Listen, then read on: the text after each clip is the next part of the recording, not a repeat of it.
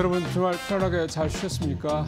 이제 6월이 됐습니다. 자, 오늘부터 또 6월 활기찬 또 한 달 잘 보내시길 바라겠습니다. 무엇보다 또 이번 주 또 6월은 또 새 정부가 또 출범을 하고요. 여러 가지로 상당히 좀 굉장히 좀 엄중하고 경제 상황으로 봤을 때 엄혹한 상황이긴 합니다만 최근에 수출 데이터 같은 거 지난주에 나온 거 보면 이 주말에 나온 거 보면 좀 조금 이제 불안해지죠. 예, 그런 거 보면. 근데 또 뭔가 좀 새롭게 시작할 수 있는 또 한 주의 어떤 출발점이 아닐까 또 그렇게 생각을 하면서 6월 달 또 6월의 첫 주 시작을 해보겠습니다.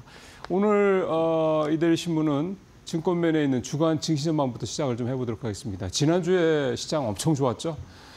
보니까 코스피가 3.9% 올랐고요. 코스닥도 2.5%가 이 정도면 급등이죠. 한 주간에 4% 가까이 코스피가 올랐다는 얘기가 되는 거는. 예, 모멘텀이 여러 가지가 있었습니다. 일단 미국에서는 관세 리스크에 대한 완화 부담, 완화가 좀 되는 그런 게 있었죠. 물론 주 후반에 또 트럼프 대통령이 또 계속 또 시작을 하긴 했습니다만 또 주말 사이에는 또 이 철강하고 알루미늄의 관세, 이 품목 관세를 25%에서 50%로 더블로 올리는 또 그 얘기가 또 나왔습니다. 이게 아무래도 이제 이번 당장 오늘부터 이제 우리 시장에 영향을 미칠 수밖에 없을 텐데 그러니까 결국은 다시 관세 리스크가 수면 위로 부상을 하고 있다 이렇게 좀 봐야 된다는 점에서 봤을 때는 지난주 주 중반 정도까지의 호재가 주 후반 들어서 좀 악재로 바뀌는 그런 모습이 나타났고요. 국내에서는 역시 이제 대선 관련된 여러 가지 정책 수혜 기대감 이런 부분들 여전히 좀 살아 있고요. 무엇보다 지난주에는 이 한국은행 금리 인하 이게 또 좀 시장에 한몫을 한 거죠. 그러다 보니까 또 앞으로 하반기 한국은행이 적어도 한두 번 더 금리를 내릴 것이다라는 예고를 했습니다. 결국 이 얘기가 뭐냐면 시장이 계속해서 돈을 좀 투입을 시키겠다 이런 얘기가 되는 거고 계속 시장이 좀 유동성적인 측면에서 봤을 때는 여유가 좀 생길 수 있다라는 측면이죠. 근데 잘 아시는 것처럼 시장에 돈이 들어왔을 때, 즉 시중에 유동성이 풍부해졌을 때 그 돈이 이제 어디로 가느냐가 쉽게 얘기하면 이제 투자적 측면에서 봤을 때, 자산시장 측면에서 봤을 때 이제 이게 가장 큰 관심사 아니겠습니까? 그럼 이 돈이 어디로 갈 거냐? 과거에는 주로 부동산으로 갔습니다. 그러다 보니까 이제 집값이 올라가는 그런 모습들이 좀 나타났고요. 지금 상황에서는 부동산으로 갈 가능성은 상대적으로 예전보다는 적죠.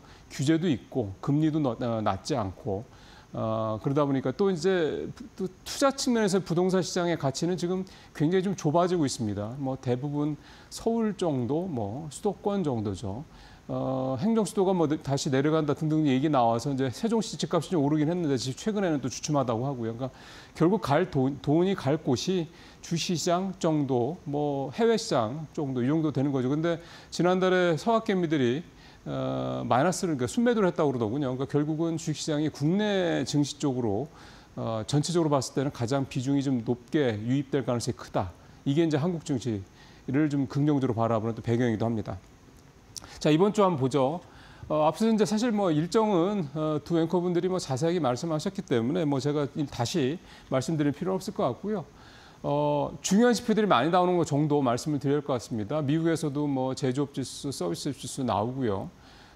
그 다음에 이제 역시 이번 주에 제일 중요한 거는 하드 데이터 중에 제일 이제 중요하다고 봐야죠. 이 고용 지표, 이게 나오는 거가 굉장히 중요하고요.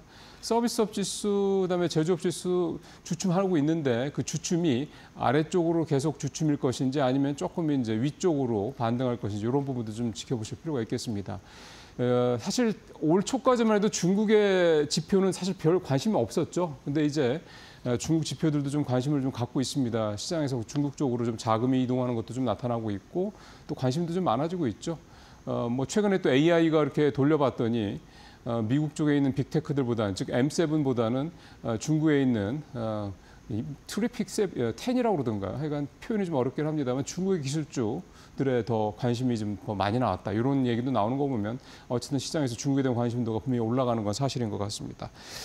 그다음에 이번에 좀 제가 봤을 때 또 중요한 포인트 하나는 대선이 일종의 세론의 출발점이 되지 않겠냐 이런 부분들도 한번 체크해 보실 필요가 있을 것 같습니다. 그걸 뭐 미리 알 수는 없습니다. 대선 결과가 나오고 그 다음날 시장에서 분명히 시장에서 이제 일단은 초반 분위기가 아마 당분간 적어도 이번 주나 다음 주 초까지 어떤 기세를 가늠할 것 같은데 만약에 미스터 마켓이 대선 결과를 시장이 긍정적인 쪽으로 반응을 한다 그러면 더 갈 수도 있죠. 근데 반면에 시장에서 예상하는 쪽으로 결론이 나더라도 사실 그것 때문에 최근에 주식시장 주가가 많이 올랐던 섹터들이 많기 때문에 그들 섹터들이 계속 갈 것이냐. 예를 들어서 뭐 증권, 자산, 뭐 그다음에 지주사들 이런 종목들이 되겠죠. 그거는 좀 지켜봐야 될 문제일 것 같습니다. 그다음에 두 번째 기사 가보죠. 23계단 뛴 한화에어로 후진한 현대차. 예, 시가총액 얘기입니다. 한화에어로스페이스가 23계단이나 뛰어서 이제 시총 이제 10위권 안으로 이제 진입한 지 좀 꽤 됐죠. 반면에 이제 뒤로 밀려나는 대표적인 게 현대차입니다. 물론 현대차가 뭐 두 자릿수 이상 계단이 밀린 건 아니긴 합니다만 어쨌든 전체적으로 좀 현대차나 기아, LG 에너지 솔루션 좀 뒤로 밀리고 있는 모습입니다. 되게 많죠. 이 작년 말 현재 시가총액하고 현재 시가총액 비교인데 삼성전자 하이닉스야 워낙 시가총액 사이즈가 다르기 때문에 좀 별개로 봐야 되고요. 삼바가 좀 올라왔죠, 한 단계. LG 에너지 솔루션 한 단계 떨어지고 하나에어로스페이스가 5위로 올라왔다. 이거 사실 굉장히 중요한 겁니다. 방산의 이제 대장주죠. 그다음에 KB금융 또 KB금융도 꽤 올라왔죠. 현대차가 두 단계 내려갔고요. 기아가 또 역시 그만큼 내려갔고요. 현대중공업이 10위권 안으로 역시 들어온 거 눈에 띄고요. 셀트리온, 네이버 이런 인터넷, 그다음에 이런 바이오주들이 뒤로 좀 밀린 게 눈에 띕니다. 뭐 사실 조선 방산, 그다음에 두산 에너빌리티가 계단 수로는 35위에서 14위까지 21계단 뛰어서 제일 많이 뛰었고요. 에너빌리티도 그렇고 에어로스페이스도 그렇고 그다음에 현대차, 기아, LG엔솔, 포스코홀딩스 자동차, 2차 전지 이런 시가총액 상위 종목들이 좀 뒤로 밀리는 것들이 좀 최근에 나타나고 있는, 최근도 아니죠. 사실은 뭐 작년 말부터 봐야 되죠. 그런 모습들이라고 좀 볼 수가 있겠습니다. 그래서 2차 전지나 자동차는 이제 어떻게 될 거냐. 가장 이 두 회사의 시가총액을 끌어내렸던 이유들이 사실 여전히 쌩쌩합니다. 그리고 특히 이제 주말 사이에 또 철강에 대한 관세 부과가 2배로 뛰면서 좀 부담이 더 좀 커지게 되죠. 아무래도 현대차 같은 경우 좀 국내에서 미국으로 수출하는 부분에 대한 거는 미국에서 어느 정도 커버가 된다고 해도 이제 계속 미국에서의 현재 생산을 늘린다고 그랬을 때 그 밖에 다른 어떤 예를 들어서 뭐 강판이라든가 자동차용 강판 이런 부분들의 수입이 이제 되는 부분들이 좀 더 클 거기 때문에 그렇게 되면 결국 거기서 또 이 단가가 올라갈 수밖에 없지 않습니까? 이제 그런 부담들이 있기 때문에 현대차가 지금 미국에서의 차 판매 가격 올린다라는 얘기가 슬슬 나오던데 안 올리기는 쉽지 않을 것 같습니다. 그런 부분들이 좀 그러면 또 이제 차값이 올라가니까 판매량도 좀 줄어들 여지도 좀 있는 거죠. 미국 시장에서 굉장히 현대차 잘 나오고 있는데요. 전기차, 내연기관차, 하이브리드까지 이런 가격 인상 부분에 대한 부담을 좀 현대차가 어쨌든 2분기까지는 계속해서 갈 수밖에 없다 이렇게 좀 봐야 될 것 같습니다.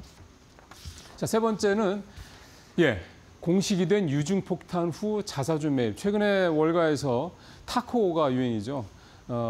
만약에 이번처럼 관세 때린다 얘기 나왔을 때가 주식을 살 시점이고 나중에 협상이 돼서 이제 품목 관세를 다시 내린다. 이때가 팔 시점이다. 이게 이제 타코지 않습니까? 왔다 갔다 한다고 그래서.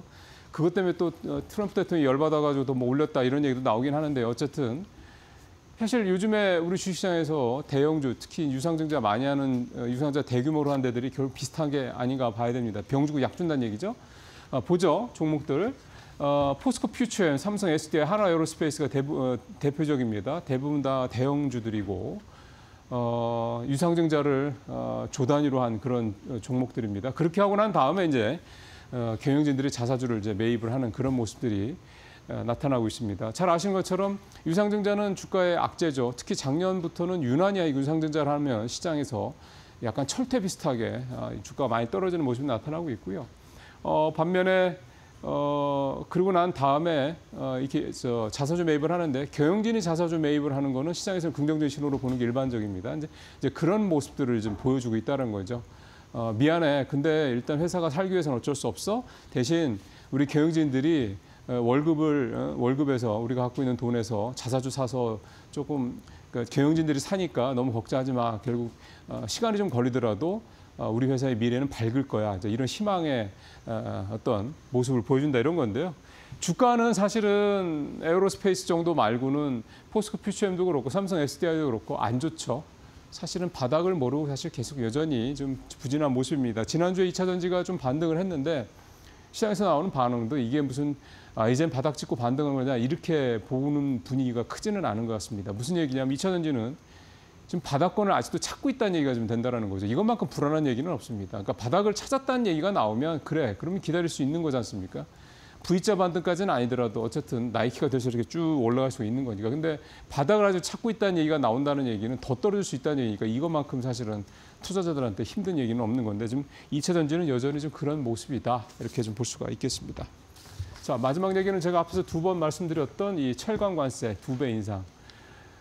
25%도 사실은 쉽지 않죠. 왜냐하면 우리가 미국에 철강 수출을 해서 알루미늄 수출을 해서 마진이 25% 이상 남는 게 아니기 때문에 절대 그렇게 남을 수가 없죠. 끼케야 10% 전후일 텐데, 근데 이게 25%까지 올린다는 얘기는 여기 제목에도 나옵니다만 미국 수출을 하는 거는 미진다는 얘기가 되는 겁니다. 그러니까 무슨 쿼터를 뭐 지금 우리가 아직까지는 쿼터제니까 그거를 뭐 유지한다라는 게 의미가 있는 건 아니고 지금 이제 보시고 있는 표는 미국의 주요 철강 수출 수입국인데 작년 기준으로 캐나다가 제일 앞서죠. 그다음에 멕시코, 브라질, 한국, 독일, 일본 순인데 참 아이러니한 거는 캐나다나 멕시코는 USMCA 즉 미국과 이제 사실상 이제 FTA 같은 걸 체결한 나라들입니다. 한국도 FTA를 체결한 나라고 이런 나라들이 지금 주요 수출국 앞에 부분에 있는데 우리 같은 경우는 FTA 체결을 하고 하면서 그 전에 이제 그 사이에 이제 쿼터제로 바꿨죠. 안정적이긴 했는데 그래서 이번에 관세 부과가 되고 하면 우리가 조금 더 뭔가 쿼터가 제가 없어지는 거니까 양을 늘릴 수 있는 기회가 되지 않겠냐 싶었는데 아직까지는 그렇게 보기에는 너무 과하게 좀 장밋빛인 거죠. 사실 걱정스러운 거는 눈여겨볼 거는 일본입니다. 왜냐하면 여러분들 기사 이미 드셔서 아시겠지만 일본이 UST를 인수하는 쪽 얘기가 되지 않습니까? 물론 트럼프는 인수가 아니라 투자다 이렇게 얘기를 하고 있긴 합니다만 그렇게 되면 일본이 이제 UST를 통해서 미국의 현지에서 철강을 생산한다는 얘기가 좀 되는 거니까 그렇게 되면은 어쨌든 UST는 이것저것 뭐 빼고라도 저 관세에 대한 부분을 탈피할 수가 있는 거죠. 그러니까 그런 부분에서 이제 일본의 철강 제품이 이제 한국산 철강 제품보다 경쟁력이 올라갈 수밖에 없다 이런 얘기가 되다 보니까 좀 걱정스러운 부분이 있긴 합니다만 관세는 일단 기본적으로 앞으로 좀 어떻게 될 수 있는지에 대한 부분이 좀 있습니다. 유도리가 유연성이 있는 부분이기 때문에 이게 가능하다 그러면 이제 좀 당분간은 좀 어렵겠지만 기다려 봐야 될 것 같고요. 또 지금 현대제철이 포스코홀딩스랑 손잡고 미국에 제철소 짓겠다고 하고 있지 않습니까? 시간이 근데 걸리죠. 그때까지 한 몇 년간은 좀 쉽지 않은 시간이 될 것 같은데 그 사이에 이 관세를 인하하는 이 리스크가 자체가 없어지는 이 부분이 일단 가장 중요할 것 같습니다. 네, 오늘 여기서 마치도록 하겠습니다.